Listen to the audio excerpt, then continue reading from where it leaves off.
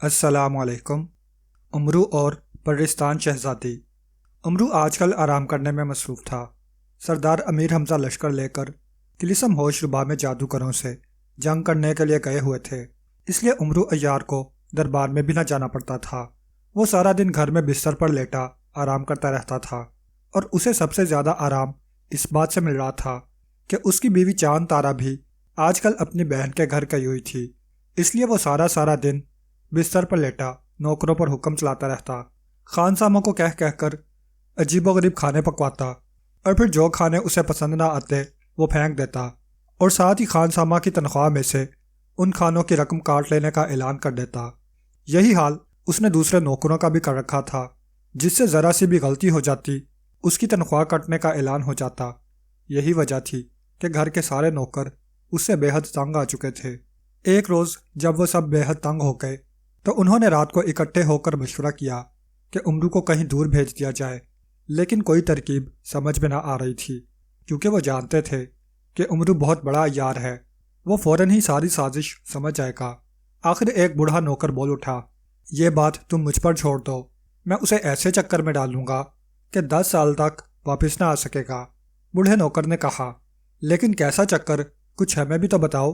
سب نوکروں نے مل کر پوچھا۔ بس تم بے فکر رہو، ابھی میں کچھ نہیں بتاتا، صبح تمہیں سب پتہ چل جائے گا، بوڑھے نے کہا۔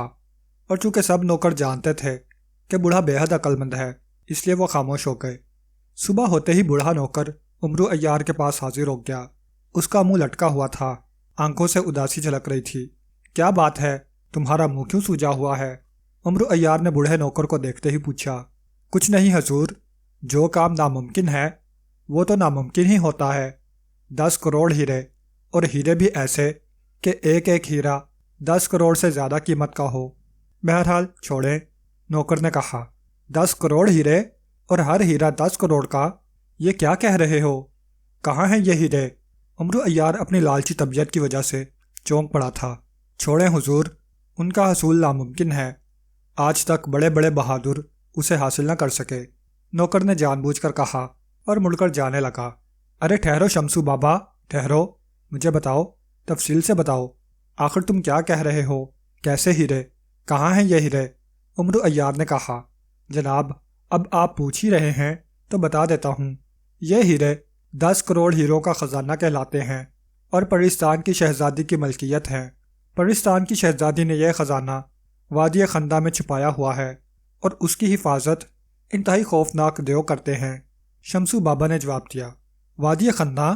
یہ کہاں ہے بھلا، اور تمہیں اس بارے میں کیسے معلوم ہوا؟ امرو عیار نے حیرت بھرے لہجے میں پوچھا۔ حضور، میرا دادا بہت بڑا جادوگر تھا، وہ بے حد ظالم اور سفاک آدمی تھا، لیکن میرے باپ نے جادو سیکھنے سے انکار کر دیا تھا، اور وہ بے حد شریف آدمی تھا، اس لیے میرے دادا نے میرے باپ کو گھر سے نکال دیا تھا، تو میرا باپ یہاں آپ کے دادا حضور کے پاس آ کر ملازم ہو گیا۔ اس نے یہیں شادی کی، اور پھر وہ یہیں فوت ہو گیا۔ میری پیدائش یہیں ہوئی، اور میں پہلے آپ کے والد حضور کا ملازم رہا، اور اب آپ کا ملازم ہوں۔ میرے دادا کو علم تھا کہ میں یہیں رہتا ہوں، اس لیے وہ کبھی کبھی مجھے اپنے پاس بلا لیتا ہے۔ اس نے مجھے بتایا ہے کہ اگر میں پرستان کی شہزادی کا خزانہ حاصل کر لوں تو میں دنیا کا سب سے امیر آدمی بن سکتا ہوں، لیکن میں کمزور آدمی ہوں، دیووں سے نہیں لڑ سکتا۔ پھر میرے دادا کا جادو بھی ایک غلطی کی وجہ سے جادو دیوتا نے چھین لیا تھا، اس لیے وہ میری مدد نہ کر سکتا تھا۔ پھر میرا دادا فوت ہو گیا، لیکن اب بھی وہ کبھی کبھی خواب میں آتا ہے اور مجھے کہتا ہے کہ میں ضرور اس خزانے کو حاصل کرنے کی کوشش کروں۔ آج رات بھی وہ میرے خواب میں آیا تھا۔ بوڑھے نوکر نے کہا، او پھر تم نے کوشش کیوں نہیں کی؟ امرو عیار نے کہا، حضور میں بھلا کیسے خزانہ حاصل کر سکتا ہوں؟ اس کی حفاظت دیو کرتے ہیں، بھلا اس قدر خوفناک اور طاقتور دیووں سے کون لڑ سکتا ہے؟ پھر پرستان کی شہزادی بھی خزانے کی حفاظت کے لیے خود وہاں آ جاتی ہے۔ بوڑھے نوکر نے جواب دیا، پھر یہ خزانہ میں حاصل کروں گا، میں دیووں اور شہزادی سے نہیں ڈرتا، مجھ سے تو پورا طلسم ہوشربا کانپتا ہے، اور میں نے تو پرستان کے سینکڑوں بڑے بڑے دیو اپنی عیاری سے مار ڈالے ہیں۔ میں یہ خزانہ ضرور حاصل کروں گا، بھلا اتنا بڑا خزانہ میں کیسے چھوڑ سکتا ہوں؟ لیکن یہ وادی خندہ ہے کہاں؟ امرو عیار نے فوراً کہا، میرے دادا نے مجھے خواب میں آ کر بتایا تھا کہ یہ وادی خندہ ملک تران کے شمال میں واقع مختلف رنگوں کے پہاڑوں میں واقع ہے۔ بوڑھے شمسو نے مسکراتے ہوئے کہا، او اچھا، اب میں سمجھ گیا، میں نے یہ پہاڑ دیکھے ہوئے ہیں۔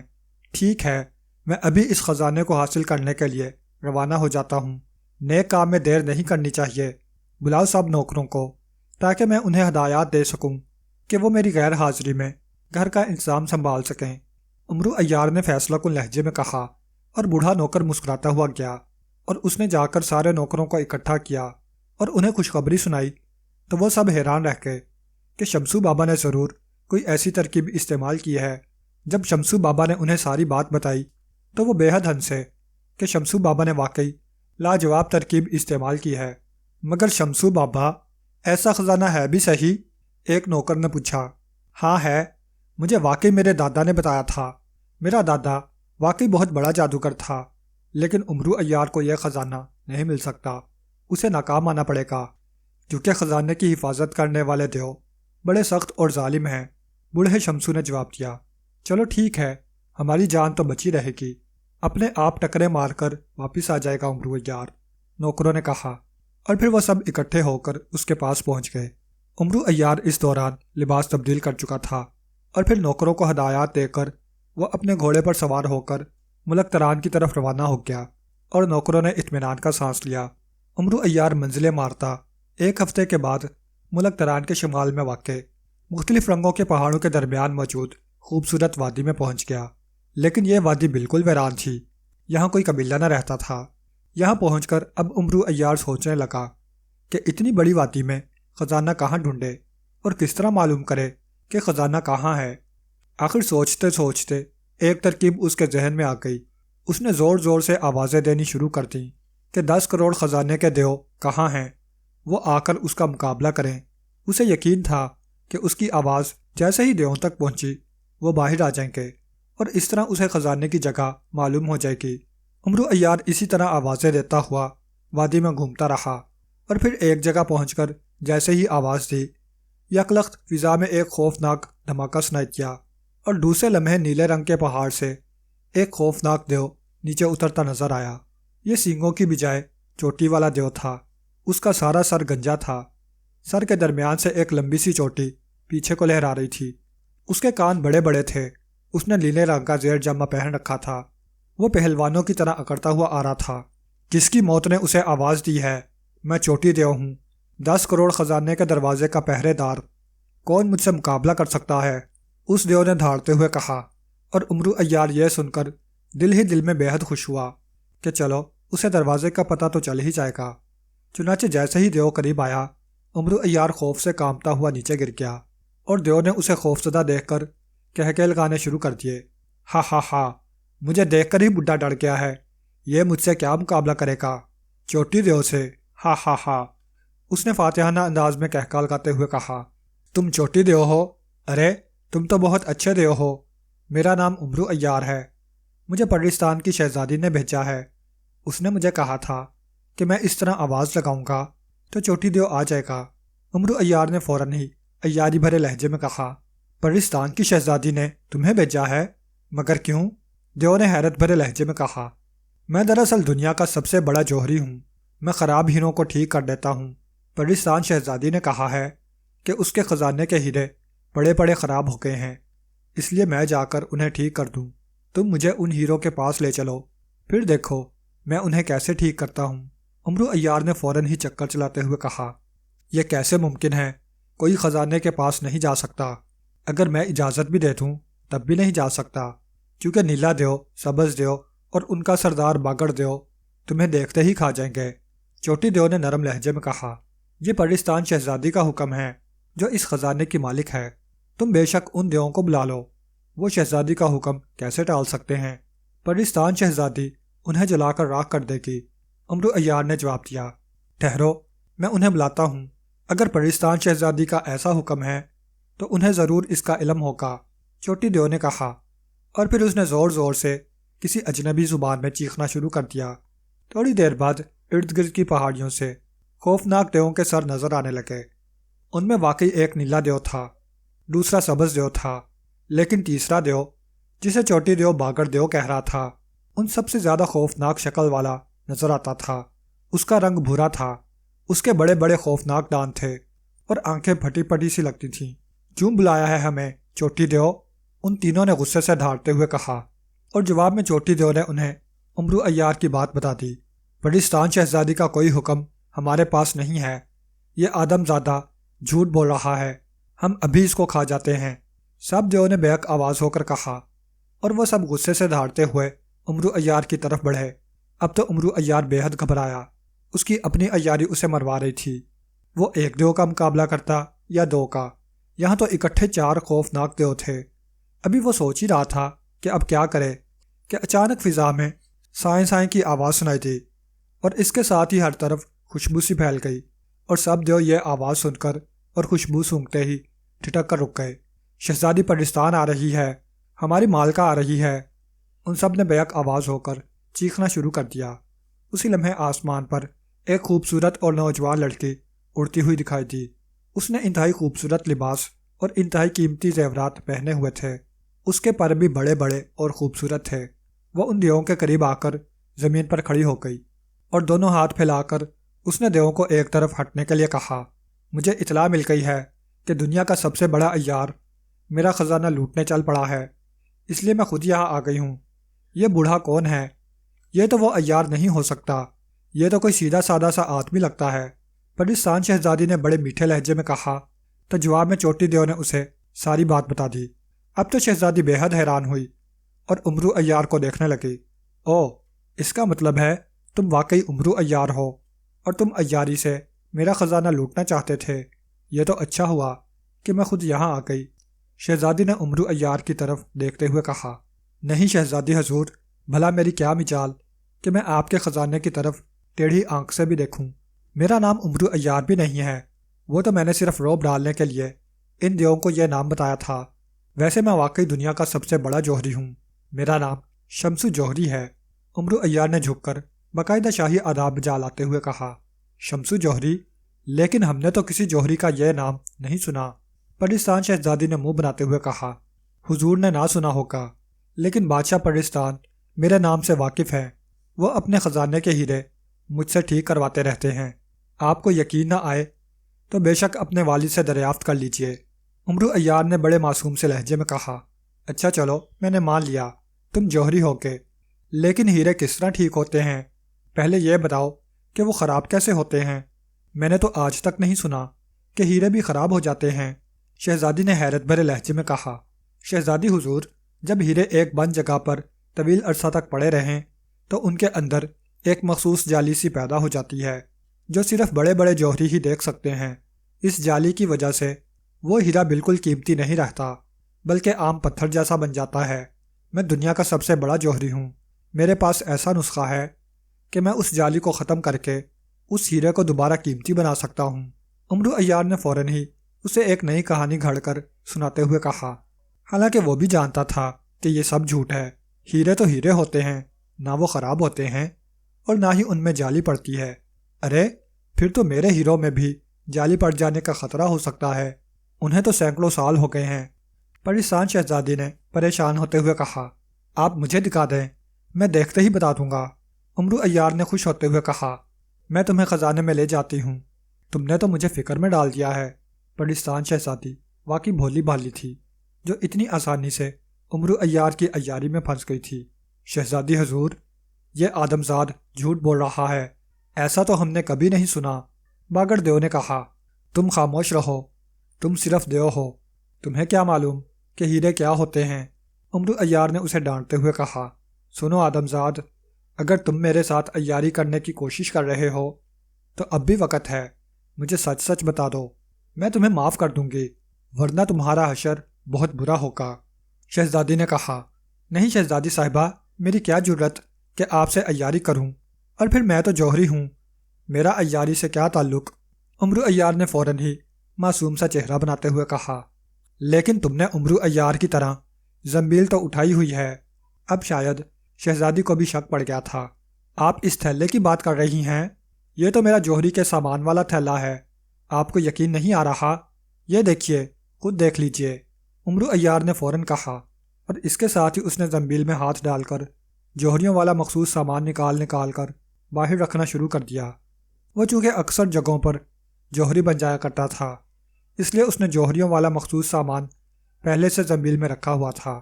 چند لمحوں میں ہی اس نے سامان نکال کر باہر رکھا اور پھر زنبیل پرستان شہزادی کی طرف بڑھا دی۔ اب آپ خود دیکھ لیجئے، یہ خالی ہے، امرو عیار نے کہا۔ پرستان شہزادی نے زنبیل لے کر دیکھی۔ ظاہر ہے اسے تو وہ خالی ہی نظر آنی تھی، چنانچہ اسے خالی دیکھ کر شہزادی کی پوری تسلی ہو گئی۔ اس نے مطمئن ہو کر زنبیل واپس کر دی اور امرو عیار نے مسکراتے ہوئے سامان واپس زنبیل میں ڈال دیا۔ ٹھیک ہے، اب میری تسلی ہو گئی ہے، آؤ میرے ساتھ، پرستان شہزادی نے کہا، اور پھر وہ امرو عیار کو ساتھ لے کر ایک پہاڑی غار میں داخل ہو گئی۔ غار آگے جا کر ایک بڑے سے دروازے پر ختم ہو گئی تھی۔ چوٹی دیو، دروازہ کھولو، شہزادی نے چوٹی دیو سے کہا، اور چوٹی دیو نے جلدی سے آگے بڑھ کر مخصوص منتر پڑھا اور دروازہ کھلتا چلا گیا۔ دوسری طرف ایک بہت بڑا ہال تھا۔ اس کے اندر داخل ہوتے ہی امرو عیار کی آنکھیں حیرت سے پھٹی کی پھٹی رہ گئیں۔ اس ہال کمرے میں فرش سے لے کر چھت تک انتہائی قیمتی ہیرے بھرے ہوئے تھے۔ یہ اتنا بڑا خزانہ تھا کہ امرو عیار نے آج تک پہلے کبھی نہ دیکھا تھا، لیکن شہزادی اور وہ چاروں دیو بھی اس کے سر پر موجود تھے، اور امرو عیار کو معلوم تھا کہ جیسے ہی انہیں پتہ چلا کہ وہ یہ خزانہ دیکھنے آیا ہے، یہ دیو ایک لمحے میں اس کے ٹکڑے اڑا دیں گے۔ اس لیے اس نے خزانہ دیکھتے ہی برا سا منہ بناتے ہوئے کہا، او شہزادی صاحبہ، بڑا غضب ہو گیا، یہ تو سارے ہیرے ہی خراب ہو گئے ہیں، لیکن یہ ابھی اتنے خراب نہیں ہوئے کہ ٹھیک نہ ہو سکیں۔ ابھی وقت ہے، انہیں ٹھیک کیا جا سکتا ہے، اور پوری دنیا میں صرف میں شمسو جوہری ہی انہیں ٹھیک کر سکتا ہوں۔ امرو عیار نے فوراً کہا، تو پھر کرو ٹھیک۔ شہزادی نے پریشان ہوتے ہوئے کہا، لیکن شہزادی صاحبہ، مجھے اپنی محنت کا انعام کیا ملے گا؟ مجھے تو انہیں ٹھیک کرنے میں بہت محنت کرنی پڑے گی۔ امرو عیار نے کہا، ہم تمہیں منہ مانگا انعام دیں گے، تم انہیں ٹھیک کر دو۔ شہزادی نے امرو عیار کی توقع کے عین مطابق جواب دیا، نہیں شہزادی صاحبہ، پہلے آپ حضرت سلیمان کی قسم کھا کر وعدہ کریں کہ آپ مجھے منہ مانگا انعام دیں گی۔ امرو عیار نے کہا، اور شہزادی چونکہ اپنے خزانے کی وجہ سے بے حد پریشان ہو رہی تھی، اس لیے اس نے فوراً ہی حضرت سلیمان کی قسم کھا کر وعدہ کر لیا۔ اب تو امرو عیار دل ہی دل میں بے حد خوش ہوا، کیونکہ شہزادی پوری طرح اس کی عیاری میں پھنس گئی تھی۔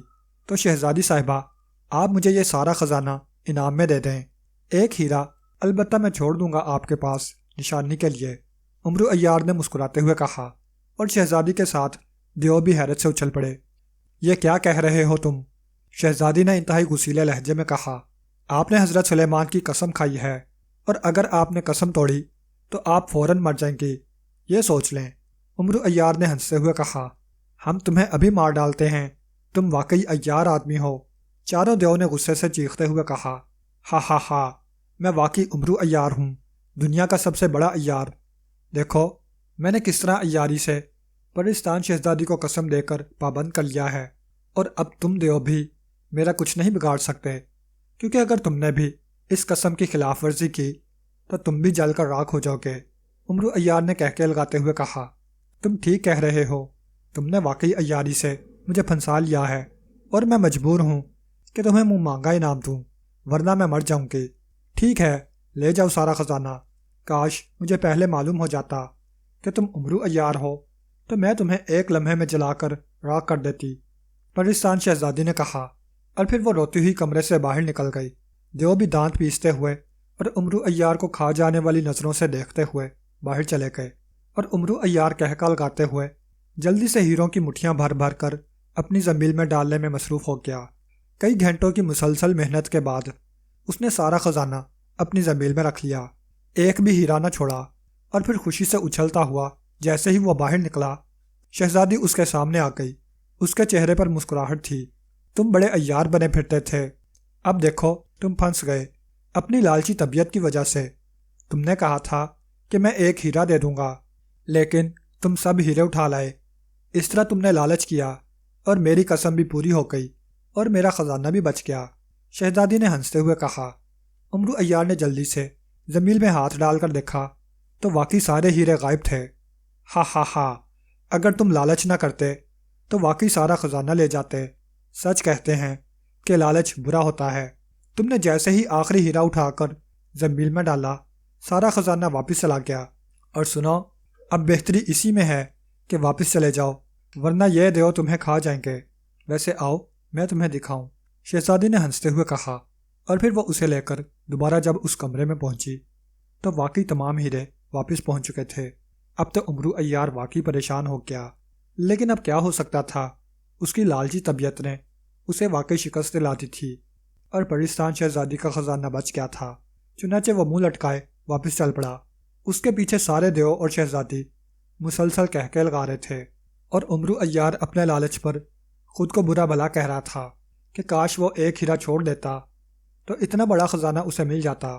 لیکن اب بھی اس کا عیار ذہن مسلسل یہی سوچ رہا تھا کہ چلو سارا خزانہ نہ صحیح، کچھ نہ کچھ تو اسے مل جائے۔ اور پھر ترکیب اس کی سمجھ میں آ گئی۔ شہزادی صاحبہ، آپ نے اپنی قسم تو پوری نہیں کی، مجھے انعام تو دیا نہیں، جب تک آپ انعام نہ دیں گی قسم پوری نہ ہوگی۔ آپ کا سارا خزانہ تو آپ کے پاس واپس پہنچ چکا ہے، میرا انعام؟ عمرو عیار نے فوراً ہی چہکتی ہوئی آواز میں کہا، او تمہاری بات درست ہے، مجھے واقعی ایسا محسوس ہو رہا ہے جیسے میری قسم پوری نہ ہوئی ہو، لیکن تم نے جو انعام مانگا تھا وہ تو تمہیں مل گیا تھا۔ شہزادی نے پریشان ہوتے ہوئے کہا، میں نے جو منہ سے مانگا تھا وہ ملا تھا، انعام تو نہیں ملا، اور قسم میں انعام بھی شامل تھا۔ عمرو عیار نے فوراً ہی چالاکی سے کہا، اچھا ٹھیک ہے، ہم تمہیں انعام دیتے ہیں، شہزادی نے کہا، اور پھر اس نے دیووں کو حکم دیا کہ اسے ایک ہیرا انعام میں دے دیا جائے۔ صرف ایک؟ اتنی بڑی شہزادی اور اتنا چھوٹا انعام؟ عمرو عیار نے برا سا منہ بناتے ہوئے کہا، یہی ایک ہیرا غنیمت سمجھو، ورنہ تم نے جس طرح میرے ساتھ عیاری کی ہے، میرا تو دل چاہتا ہے کہ میں اپنے دیووں کو حکم دوں کہ وہ تمہاری ہڈیاں تک چبا جائیں۔ شہزادی نے غصیلے لہجے میں کہا، او ٹھیک ہے شہزادی صاحبہ، ٹھیک ہے، چلو ایک ہی صحیح، کچھ اور نہ صحیح، میں خالی ہاتھ تو نہیں جا رہا، باقی پھر دیکھا جائے گا، عمرو عیار نے جلدی سے کہا۔ اور پھر شہزادی کے حکم پر عمرو عیار کو ایک ہیرا دے دیا گیا اور عمرو عیار واپس چل پڑا۔ لیکن وہ بھی دل ہی دل میں فیصلہ کر چکا تھا کہ واپس آ کر یہ خزانہ ضرور حاصل کرے گا۔